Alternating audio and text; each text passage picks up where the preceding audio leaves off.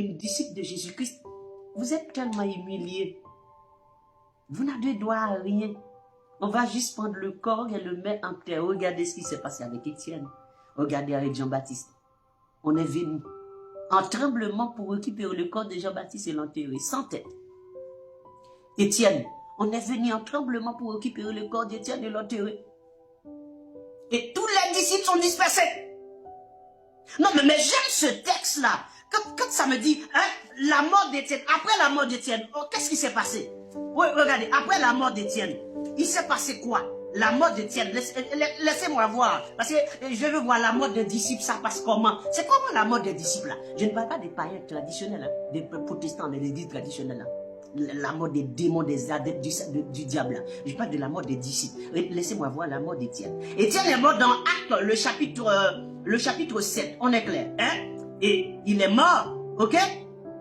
Ok, le chapitre 8. Saul avait approuvé le maître d'Étienne. Il y eut ce jour-là une grande persécution contre l'église de Jérusalem. Vous avez des persécutions? Est-ce que vous avez des persécutions, vous, dans votre bâtiment tabernacle là, que vous êtes content quand le président est venu vous visiter là?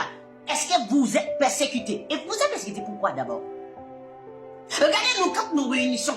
Je me rappelle, on réunit, la porte fermée. Malgré notre porte fermée, on est venu nous attaquer. Je suis sur mes deux genoux en train de prier. Je recevais des coups dans ma tête, partout dans mon corps. On me lance pas ci, on me lance pas ça. On me tape ici, on me tape là-bas. Hein? Et l'église était en train d'assister à tout cela. Mais sauf que personne ne pouvait rien faire. Parce que tout simplement ce qui devait se passer va se passer ensuite. C'est fini. Mais vous êtes persécuté pourquoi vous? Vous êtes persécuté pourquoi? Regardez. Hein? Il y a eu ce jour-là une grande persécution contre l'église de Jérusalem. Oui, il doit être persécuté parce qu'il prêche l'évangile de Jésus-Christ. Mais vous prêchez quoi, vous? Et tous, excepté les apôtres, se dispersèrent dans les contrées de la Judée et de la Samarie. Après la mort d'Étienne, tous les disciples se sont dispersés. Après la mort de Jacques, la même chose. Après la mort de Jésus, la même chose. Après la mort de Jean-Baptiste, Jésus-Christ se retirait. Tout le monde se met de côté. Tout le monde cherche à s'abriter. Vous savez pourquoi? Parce que c'était des disciples de Jésus-Christ. C'était des enfants, des vrais enfants de Dieu. Oh, on devrait organiser une grande cérémonie funéraire pour Jean-Baptiste. Jésus allait venir. Hérode, Pilate, Caïphe, Anne, Alexandre, André. Ils allaient venir à l'enterrement. Ce serait grandiose. Non, les disciples se sont dispersés.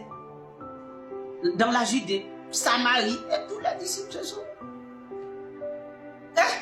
Je me rappelle quand on est venu m'attaquer à l'assemblée. Il y avait une sœur. Une sœur un peu personnage. Elle sort dans la rue, elle commence à pleurer. Elle dit, mais on est en train de tuer le frère. J'ai dit, mais bien-aimé, pourquoi tu as fait ça? Il ne fallait pas faire ça. Il dit, mais mes frères, je ne pourrais pas supporter, assister à ça. On a failli te tuer devant tout le monde là. Mais je faisais quoi? Là où on réunissait, le propriétaire m'a demandé, parce qu'il y avait des choses du propriétaire dans le bâtiment. On a même écrasé tout ça. Le propriétaire m'a dit, est-ce que vous allez porter plainte? Je dis non, parce que mon évangile ne permet pas que je porte plainte pour personne. Laissez-le entre les mains de Dieu. Mieux vaut qu'on dise, c'est la main de Dieu, au lieu qu'on dise que c'est le serviteur de Dieu. Et le monsieur, il a dit, eh bien, dans ce cas-là, je vais porter plainte parce que j'ai pas mal de choses qu'on a écrasées, on a brisées à l'entrée, dans la salle, tout ça. Je lui ai dit, nous allons vous rendre tout ce qu'on a brisé, tout ce qu'on a cassé, on va vous rendre tout ça. Ah bon? Vous allez me rendre tout ça? Vous n'allez même pas porter plainte? Ok, laisse tomber, c'est bon. Laissez tomber, c'est bon, je laisse tomber aussi. C'est bon, si vous acceptez tout ça, on a failli vous tuer. Et il y avait des caméras qui a filmé tout. Même des gens du monde qui n'étaient même pas des gens qui faisaient partie de l'église étaient révoltés et voulaient attaquer la personne même qui était venue faire ces choses-là. Et j'ai été obligé de monter sur les ondes pour demander à ce que personne ne poursuive personne, parce que je n'ai pas demandé à ce qu'on me venge, parce que le Seigneur a dit à moi la vengeance, donc laisse le Seigneur faire. Je ne demande à personne de faire quoi que ce soit, je ne suis pas responsable si vous allez faire quelque chose. Ce n'est pas moi, je ne vous ai rien demandé. Et à ce moment-là, ils ont changé d'idée. Un jour, pendant que j'étais sur un sentier, et j'ai visité un sentier avec quelqu'un, et puis j'ai rencontré avec quelqu'un, un jeune homme. Il m'a dit, est-ce que tu me reconnais? Je dis non, je ne vous connais pas. Et il m'a dit, je suis celui, quand on était venu te frapper là, dans la réunion, en réunion là. Je suis cette personne-là qui était énervée, fâchée. J'étais sur le point d'aller prendre ce monsieur-là chez lui pour lui faire payer tout ça. Je dis, mais toi qui as fait ça? Il m'a dit oui. Mais je ne t'avais pas demandé de faire quoi que ce soit pour moi. Il dit oui, j'avais entendu ton message. C'est pour ça que j'ai rien fait. Comme de toute façon, il n'était pas chez lui. Donc quand tu as dit ça, donc j'ai laissé tomber. Pourtant, je ne le connais pas. Quelqu'un pouvait dire que c'était moi qui l'avais engagé et tout et tout. Pourtant, même pas, je ne le connais même pas.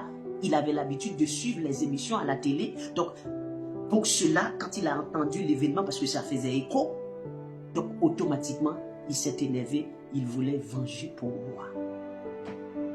Mais je ne demande à personne de venger pour moi. Nous allons être persécutés, que l'on veuille ou non. Tout dépend de l'évangile que vous prêchez. Vous ne prêchez pas le fondement des apôtres, vous n'allez pas être persécutés. Vous allez être l'ami de tout le monde va vous honorer, vous aimer, parce que vous n'avez rien à voir avec Jésus.